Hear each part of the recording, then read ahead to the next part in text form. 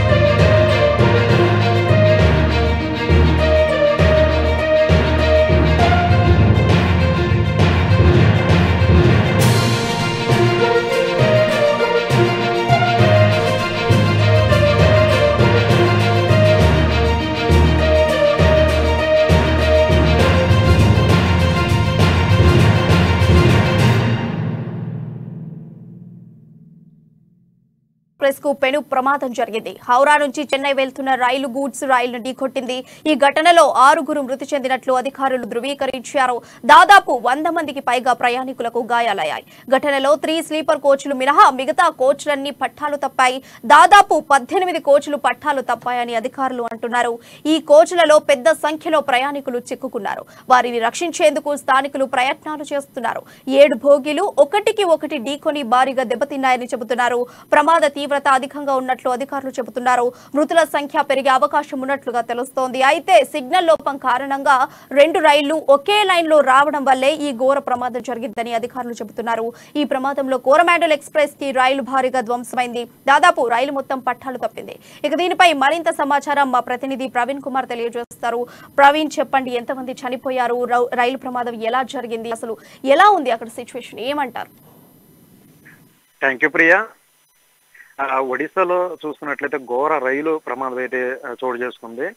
బాలసోర్ జిల్లాలో హౌరా నుంచి చెన్నై వెళ్తున్న కోరమండల్ ఎక్స్ప్రెస్ ఆ స్టేషన్ లో ఆగి ఉన్న గూడ్స్ రైలు అయితే ఢీకొట్టింది. అయితే బాలసోర్ బాలేశ్వర్ జిల్లా బహానాగ్ రైల్వే స్టేషన్ వద్ద సాయంత్రం సుమారు 7:15 ఈ యొక్క ప్రమాదం జరిగిందని అధికారులు అయితే చెప్తున్నారు.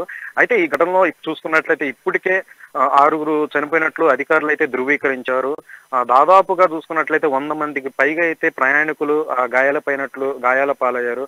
అయితే ఈ ఘటనలో చూసుకున్నట్లయితే 3 స్లీపర్ కోచ్లు మినహా మిగతా కోచ్లన్నీ కూడా పట్టాలు తప్పాయి. దాదాపు 18 కోచ్లు పట్టాలు తప్పాయని అధికారులు అయితే పేర్కొంటున్నారు. అయితే ఈ కోచ్ల్లో పెద్ద సంఖ్యలో ప్రయాణికులు అయితే చిక్కుకున్న పరిస్థితి నెలకొంది. అయితే వారిని రక్షించేందుకు స్థానికులు అయితే ప్రయత్నాలు అయితే చేస్తున్నారు. అయితే 7 బోగీలు ఒకటి ఢీకొని ఒక తీవ్రంగా అయితే దెబ్బతిన్న పరిస్థితి ఉంది. అయితే ప్రమాద తీవ్రత అధికారంగా ఉన్నట్లు అధికారులు అయితే చెప్తున్నారు.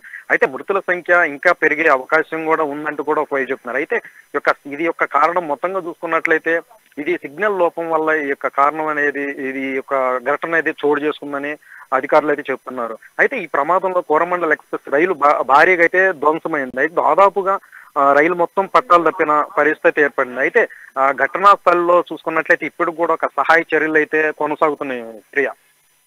అయితే ఇప్పటి వరకు ప్రవీణ్ ఎంతమంది చనిపోయి ఉంటారు, అసలు వారి యొక్క బంధువులు యొక్క ఆర్తనాదాలు ఎలా ఉన్నాయి, అయితే దీనికి అధికారులు ఏ విధమైన చర్యలు తీసుకుంటున్నారు, అసలు ఒక సిగ్నల్ ఇష్యూ వల్లనే ఒక రెండు రైళ్లు ఢీకొని ఇలా అవ్వడం అనేది ఇంత సింపుల్ గా అధికారులు చెప్పేస్తున్నారు, కేవలం సిగ్నల్ లోపం అని చెప్పేసి.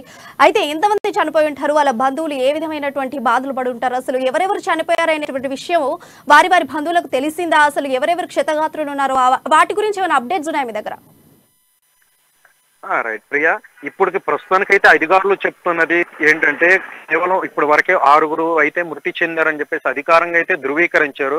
అయితే ఈ మృతి యొక్క కౌంటింగ్ అనేది మాత్రం ఇంకా పెరిగే అవకాశం లేకపోలేదు. అయితే ప్రస్తుతానికైతే చిక్కున్న వారందరినీ కూడా వాళ్ళ సహాయ చర్యల్లో భాగంగా వాళ్ళందరినీ వెలికి తీస్తారు. అయితే మిగిలిన ఇంకా మృతులు అయితే పెరిగే అవకాశం అయితే లేదు. అయితే ఇప్పటి వరకే చనిపోయిన వారందరికి కూడా ఇప్పుడు దీనికి సంబంధించి అధికారులు అయితే వాళ్ళకి సమాచారం అందవేసే ప్రకారం అయితే వాళ్ళైతే చూస్తున్నారు ప్రియా.